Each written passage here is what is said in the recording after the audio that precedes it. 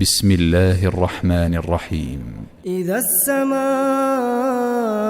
انشقت وأذنت لربها وحقت وإذا الأرض مدت وألقت ما فيها وتخلت وأذنت لربها وحقت يا أيها الإنسان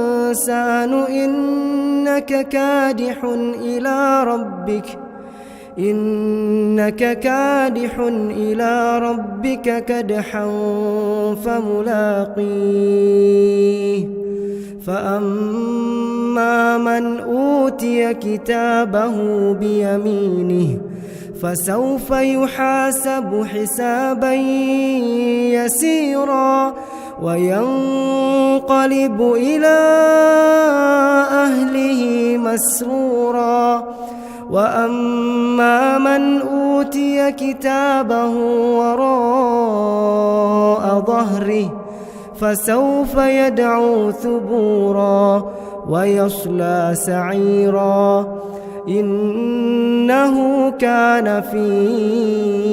أهله مسرورا إنه ظن أن لن يحور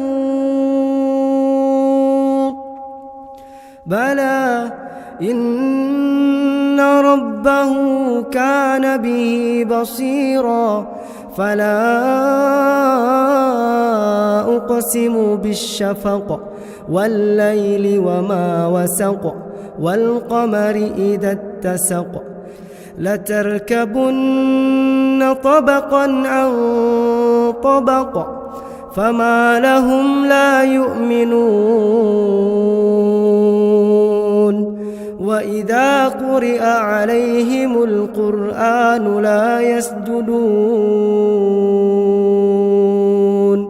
بل الذين كفروا يكذبون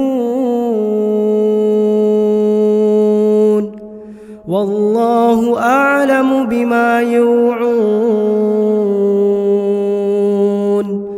فبشرهم بعذاب أليم إلا الذين